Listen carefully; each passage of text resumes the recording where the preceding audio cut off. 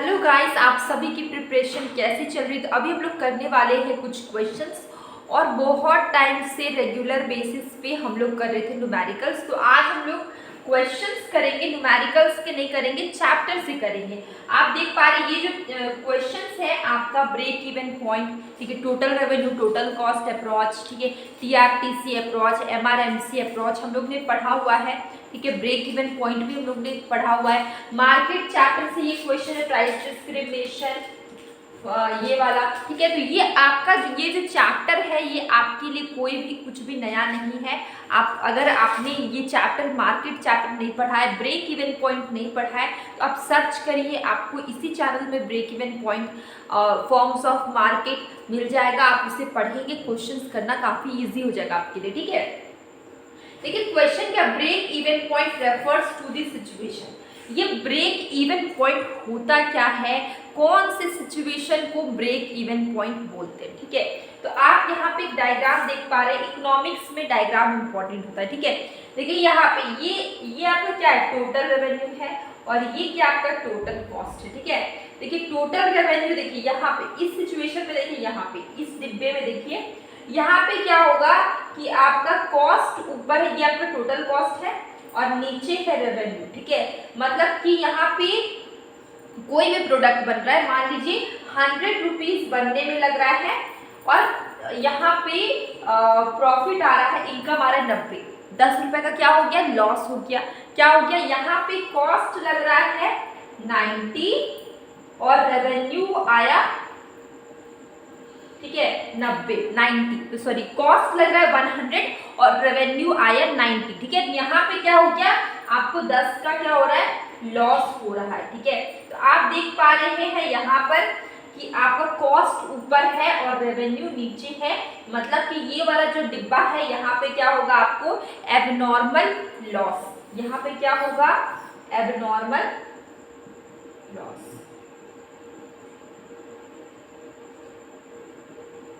ठीक है। क्योंकि यहाँ पे रेवेन्यू ज्यादा रेवेन्यू क्या है, यहाँ पे देखिए कॉस्ट ज्यादा है, रेवेन्यू कम है, ठीक है। अगर हम लोग बीच वाले पॉइंट पे आते हैं, ये आपका क्या है, नॉर्मल प्रॉफिट, ई पॉइंट पे क्या है, नॉर्मल प्रॉफिट। यहाँ पर क्या होगा कि टीआर की इक्वल टू टीसी होगा, TR is equal to TC, ठीक है, टोटल रेवेन्यू के बराबर टोटल कॉस्ट। यहाँ पे ना फायदा होगा ना नुकसान, नो प्रॉफिट नो लॉस, ठीक है। तो ये कौन सा सिचुएशन है, नॉर्मल प्रॉफिट, जहाँ पे ना ही प्रॉफिट होगा ना ही लॉस होगा, ठीक है। ये आपका पॉइंट ई है। अगर हम लोग पॉइंट ई के बाद इधर आते हैं तो यहाँ पे क्या है, टोटल रेवेन्यू ऊपर है, टोटल कॉस्ट नीचे, मतलब कि इसी प्रोडक्ट को बनाने में 100 कॉस्ट लग रहा है, ठीक है, और रेवेन्यू क्या आ रहा है 110, इनकम क्या आ रहा है 110, ठीक है। तो ये जो 10 रुपये है ये आपका क्या है, प्रॉफिट। कॉस्ट क्या लग रहा है, मतलब कि आपको लेबर का खर्च, लेबर के वेजेस, रॉ मटेरियल, ट्रांसपोर्टेशन, जितने भी कॉस्ट है, इलेक्ट्रिसिटी बिल, फ्यूल, जो भी चीजें लग रही है, ठीक है, वो सब आपका कॉस्ट है, ठीक है। कॉस्ट आपको सब खर्च मिला के किसी प्रोडक्ट को बनाने में 100 रुपया लग रहा है, आपको रेवेन्यू इनकम कितना आ रहा है 110, तो ये जो 10 रुपये है वो आपको क्या है, आपका क्या है, प्रॉफिट है, ठीक है। यहाँ पे क्या है, टोटल रेवेन्यू ऊपर है, टोटल कॉस्ट नीचे, मतलब कि ये वाला एरिया क्या होगा, आपका एबनॉर्मल प्रॉफिट होगा।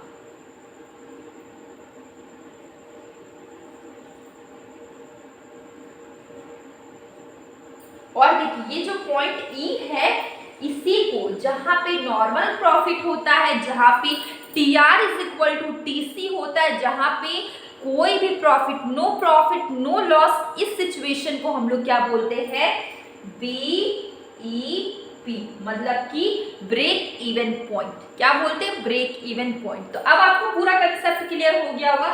क्वेश्चन क्या है, break even point refers to the situation when total revenue is equal to total cost. इस पॉइंट पे क्या है, टीआर की इक्वल टू टीसी है। तो हम लोग आंसर देखते हैं, total revenue is equal to total cost, answer will be A. Question में कोई भी दिक्कत नहीं होगी, ठीक है, हम लोग ने अच्छे से समझा डायग्राम के थ्रू। अब लोग नेक्स्ट क्वेश्चन आते हैं। अगर बात करें which of this is not a cause of price discrimination, ये प्राइस डिस्क्रिमिनेशन क्या है? ठीक है, प्राइस मतलब सपोज करिए कि कोई भी चीज है वो दिल्ली में same product, same t shirt, एकदम same quality, same colour, same design, same t shirt आपको दिल्ली में 200 में मिल रही है, ठीक है, और मुंबई में आपको वो टी शर्ट मिल रही है 250 की। तो ये क्या हो रहा है?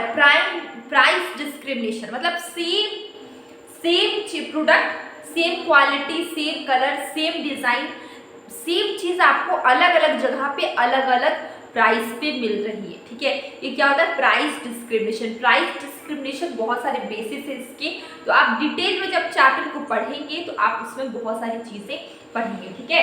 अभी हम लोग क्वेश्चन करते हैं which of this is not a cause of price discrimination. चार ऑप्शन है, इसमें से कौन सा ऑप्शन है जो कि रीजन नहीं है प्राइस डिस्क्रिमिनेशन का? प्राइस डिस्क्रिमिनेशन आपको समझ में आ गया? प्राइस में भेदभाव होता है, ठीक है, अलग अलग इंसान के साथ अलग अलग प्राइस चार्ज किया जाएगा, अलग अलग जगह पे अलग अलग प्लेस पे सेम प्रोडक्ट का अलग अलग प्राइस चार्ज किया जाएगा, ठीक है। तो first option ignorance of consumer, ठीक है, ये आपका रिलेटेड है प्राइस डिस्क्रिमिनेशन, ठीक है। प्लेस डिफरेंशिएशन, एक जगह पे अभी मैंने एग्जांपल दिया कि ये जो टी शर्ट है सेम कलर, सेम डिजाइन, ठीक है, सेम क्वालिटी का आपको दिल्ली में 200 और मुंबई में 250 में मिल रहा है, ठीक है। तो सेम चीज अगर आपको दो जगह पे अलग अलग प्राइस में मिल रही है तो ये क्या है? Place differentiation. Variation in quality भी हो सकता है, ठीक है, क्वालिटी में वेरिएशन, लेकिन टैक्स डिफरेंशिएशन का प्राइस डिफरेंशिएशन से कोई रिलेशन नहीं है। Tax differentiation is not related to price discrimination, ठीक है। तो आंसर क्या होगा आपका डी, क्योंकि यहाँ पे क्या पूछा गया? Which of this is not a cause of price discrimination, ठीक है, इसमें से कौन सा प्राइस डिस्क्रिमिनेशन का कारण नहीं है? वो है टैक्स डिफरेंशिएशन, ठीक है। नेक्स्ट क्वेश्चन आते हैं, a firm faces the shutdown situation, ठीक है।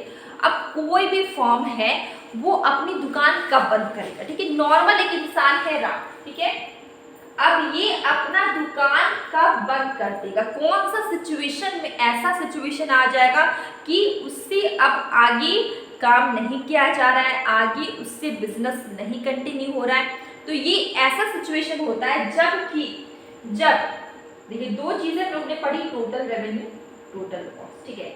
अगर आपका कॉस्ट मान लीजिए ज्यादा हो जा रहा है आपके रेवेन्यू से, ठीक है, आप खर्च मान लीजिए इसने 1 लाख रुपीस लगाई, ठीक है, इसने 1 लाख रुपीस लगाई और इसका कॉस्ट है 1 लाख, और इसको कितना है?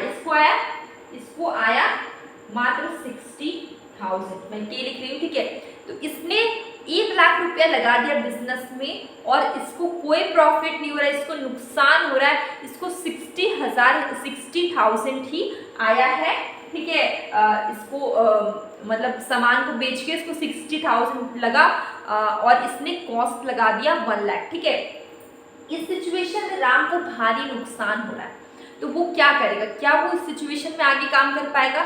नहीं कर पाएगा, ठीक है। तो एक फर्म भी जब ऐसा सिचुएशन फेस करती है, जब उसका कॉस्ट बहुत ज़्यादा होता है और रेवेन्यू बहुत कम होता है, इस सिचुएशन में फर्म आगे कंटिन्यू नहीं कर पाती और उसे शट डाउन करना पड़ता है, ठीक है।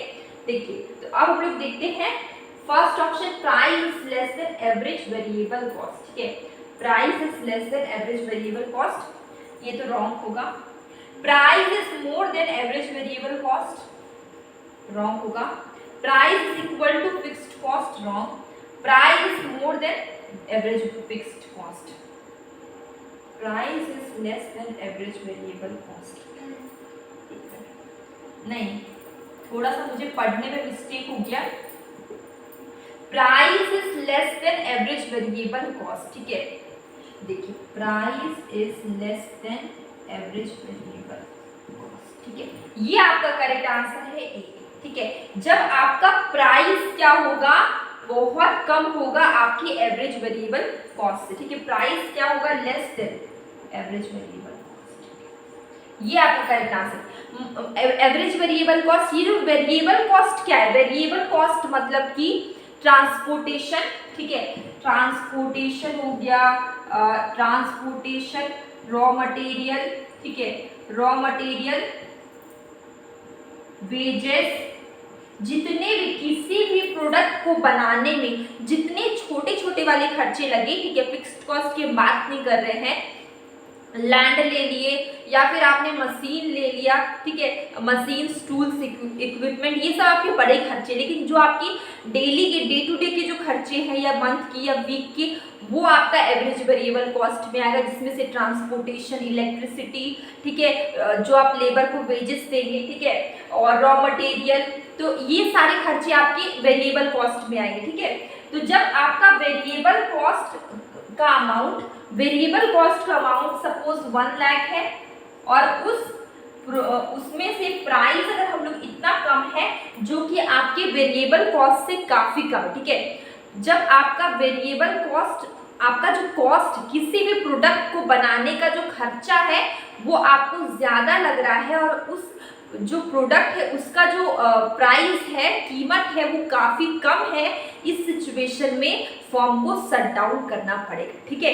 तो इसका आंसर क्या होगा, जब प्राइस छोटा होगा एवरेज वेरिएबल कॉस्ट से, ठीक है, एवरेज वेरिएबल कॉस्ट से प्राइस छोटा, मतलब कि किसी भी प्रोडक्ट को बनाने में खर्च ज्यादा लग रहा है, उसका उस प्रोडक्ट का जो कीमत है, प्राइस है, वो कम है, इस सिचुएशन में क्या होगा, फर्म क्या करेगी, शट डाउन कर देगी, अपने मतलब अपनी दुकान बंद कर देगी, ठीक है। तो आंसर विल बी ए।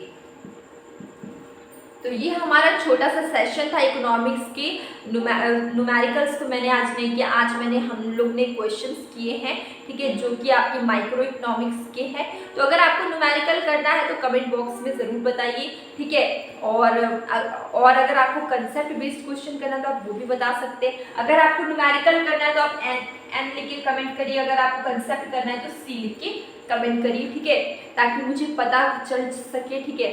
तो अब मिलेंगे एक न्यू वीडियो में।